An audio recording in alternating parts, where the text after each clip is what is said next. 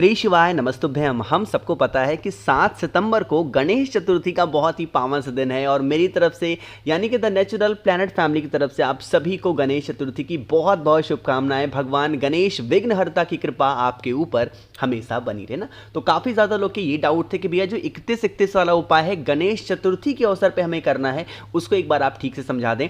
बहुत ही विस्तार से समझाऊंगा, वीडियो को पूरा देखिएगा जो कि पूज्य गुरु जी की कथा से सुन के बहुत अच्छे से आपको समझाऊंगा, ठीक है ना। बहुत ही आसान सा उपाय है, सिर्फ आपको समझने भर की देरी है। एक बार समझ गए तो कोई दिक्कत नहीं होगी, ठीक है ना। चलो समझते हैं। मैंने क्या बताया 31 वाला, तो आपको क्या करना है, लेनी कितनी है 31 बेलपत्र लेनी है, क्योंकि बेलपत्र महादेव को बहुत प्रिय है। कितनी लोगे 31। अब बेलपत्र तो महादेव को प्रिय है, लेकिन बात करते हैं गणेश जी को क्या प्रिय है। तो आपको पता है गणेश जी को दो चीज बहुत प्रिय है, एक तो उनको दूर्वा प्रिय है, दूसरा उनको मूंग के दाने बहुत प्रिय हैं। तो आपको कितने मूंग के दाने लेने हैं 31 मूंग के दाने भी लेने होंगे, ठीक है ना। दो चीजें आपने ले ली, फिर इन सभी चीजों को लेकर के सीधा पहुंचना है महादेव के शिवलिंग के पास में। मेरी बात बहुत ध्यान से सुनिएगा। देखो, जैसे मान लीजिए कि आपकी कोई भी ऐसी प्रॉब्लम है जिसका निवारण आपको नहीं मिल पा रहा, बहुत दिनों से चिंतित हो ना, जो आपके पास में 31 बेलपत्र है और आपके पास में 31 मूंग के दाने हैं। जो मूंग के दाने होंगे उन मूंग के दाने को एक साथ, एक एक करके नहीं, एक साथ शिवलिंग पे जो राइट साइड का स्थान होता है, ये किसका होता है, भगवान गणेश का। तो भगवान गणेश के स्थान पे 31 मूंग के दाने को अपने जीवन के जो कष्ट होंगे, प्रॉब्लम होंगी, समस्याएं होंगी, उन सभी समस्याओं का ध्यान करते हुए 31 मूंग के दाने यहां पे समर्पित करना, ठीक है ना। समर्पित हो गए।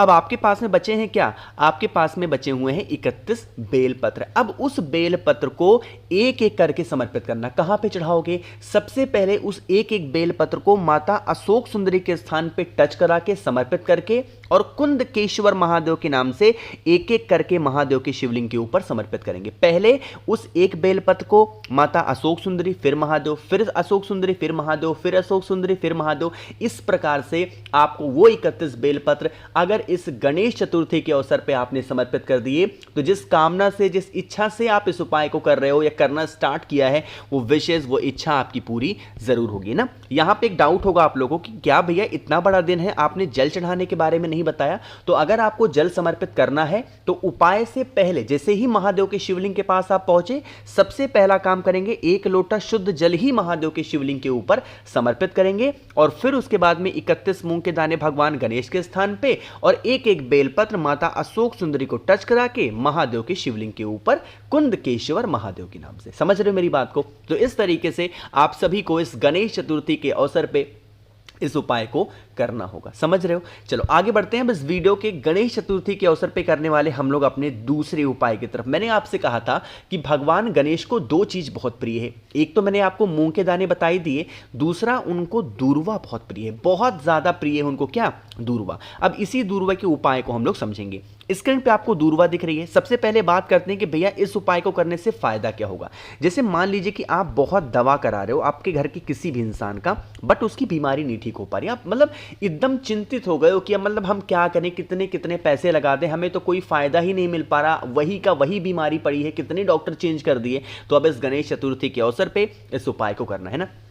देखो, वैसे तो इस उपाय का नियम है कि हमें 41 दूर्वा लेनी चाहिए। कितनी, 41। नियम तो ये कहता है 41 दूर्वा, बट आज के टाइम पे अगर 41 दूर्वा आपको मिल जाती है तब तो बहुत अच्छी बात है, बट अगर नहीं मिल पाती हैं तो सिर्फ 7 दूर्वा ले लो। कितने दूर्वा लोगे, सिर्फ 7 दूर्वा। और हाँ, उन दूर्वा में भी अगर सफेद दूर्वा आपको मिल जाए तो सोने पे सुहागा है। अगर सफेद दूर्वा नहीं मिल पाती है तो नॉर्मल सा जो हरी दूर्वा होती है उसको भी आप ले सकते हो, ठीक है ना, लेना। और आपके घर में, कहीं बाहर मत जाना, आपके ही घर में जो भगवान गणेश की फोटो, मूर्ति, प्रतिमा रखी हुई है, आपको उन्हीं के सामने सुबह या फिर शाम को कभी भी सबसे पहले एक घी का दिया, गोल बत्ती का प्रज्वलित कर देना और दीपक जलाने के बाद में आपको उस 41 दूर्वा को, या फिर आपने 7 दूर्वा लिया है या फिर आपने 3 दूर्वा लिया है, उसको आपको भगवान गणेश के पास में समर्पित कर देना, ठीक है ना।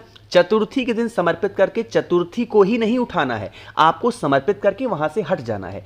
अगले दिन सुबह 10 बजे से पहले, पंचमी तिथि जब लग जाए, सुबह 10 बजे से पहले जो भी दूर्वा आपने समर्पित की है उस दूर्वा को भगवान गणेश के स्थान से उठाएंगे, लेकिन उठाने से पहले फिर से हमको उसी दीपक में घी का दिया गोल बत्ती का जला देना है और फिर उस 41 दूर्वा, 7 दूर्वा या 3 दूर्वा को उठा लेना।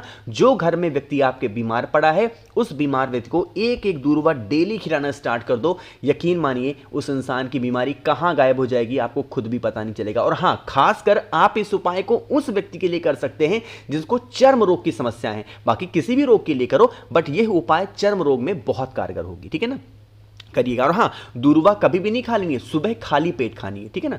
चलो, तो 2 उपाय की तो हमने यहाँ पे बात कर ली है, बहुत ज़्यादा आसान थे। आगे बढ़ते हैं अब इस वीडियो के हम लोग अपने तीसरे उपाय की तरफ, जो कि आपको करना होगा लाल चंदन के साथ में। और ये उपाय के क्या फ़ायदे हैं और कहाँ पर करना है ये मैं आपको तब बताऊँगा जब आप सभी लोग कर देंगे वीडियो को लाइक। और जिसने अभी तक चैनल को सब्सक्राइब नहीं किया जल्दी से करिएगा चैनल को सब्सक्राइब। ठीक है ना।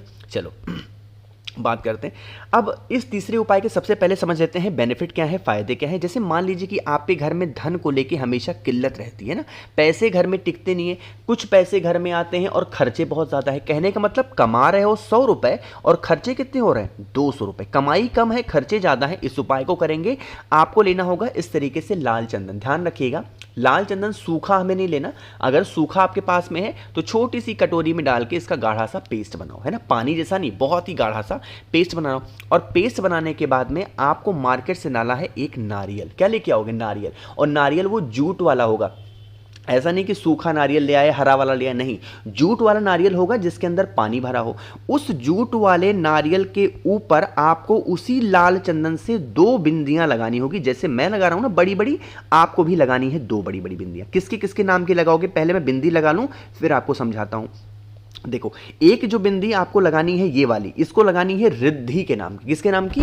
रिद्धि के नाम की। और जो दूसरी बिंदी लगानी है इसी के ऊपर किसके लगाओगे? सिद्धि के नाम की। यानी कि एक बिंदी रिद्धि, एक बिंदी सिद्धि के नाम की इस नारियल के ऊपर लगा करके पूरे घर में इस नारियल को लेकर के घूम लेना। और घूमने के बाद में आपके घर में जो भगवान गणेश की फोटो हो, मूर्ति हो, प्रतिमा हो, उन्हीं के पास में उस नारियल को रख देना। चतुर्थी के दिन पूरा दिन पूरी रात रखा रहने दो। अगले दिन फिर से पड़ेगी पंचमी तिथि और पंचमी तिथि को उस नारियल को उठा लेना। आप अपने घर में जहाँ पे भी रुपए, पैसे, गहने, जेवरात रखते हो, किसी अलमारी में, किसी तिजोरी में, कहीं पे भी रखते हो, उसको रख देना। कब तक रखना है? अनंत चतुर्दशी दिन। कब तक? अनंत चतुर्दशी अभी आने वाली है 6-7 दिनों के बाद में, उस दिन तक रख रहना। और अनंत चतुर्दशी के दिन उसको उठाना, किसी भी पेड़ के नीचे, पीपल पेड़, वट पेड़ के नीचे छोड़ करके चले आना। कभी आपके घर में धन की कमी होगी ही नहीं। ठीक है ना, करके देखिएगा।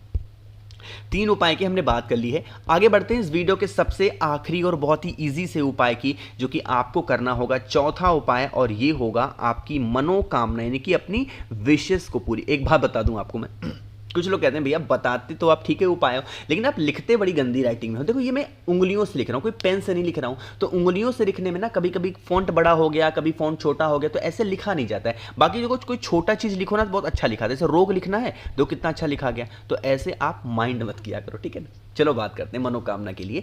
इस उपाय के लिए हमें जरूरत पड़ेगी सिर्फ 5 दूर्वा की। और यहाँ पे सफेद और दूर्वा नहीं लेनी। कौन सी लेनी है? आपको हरी वाली दूर्वा लेनी है। कितनी लोगे? सिर्फ 5 दूर्वा लेना है। और 5 दूर्वा को लेकर के कहीं भी बाहर नहीं जाना। आपके घर में ही जो भगवान गणेश की फोटो हो, मूर्ति हो, प्रतिमा, मंदिर में जाना चाहो तो वहां पे भी कर सकते हो, वहां के लिए मना नहीं है, बट चाहो तो घर पे भी कर सकते हो, है ना। एक चीज आपको बता दूं, भगवान गणेश की आप कोई भी फोटो, मूर्ति, प्रतिमा देखोगे, उनका एक दांत टूटा हुआ होता है कि नहीं होता? इसीलिए इनको क्या बोलते हैं? एक दंत बोलते हैं। क्या बोलते हैं? एक दंत।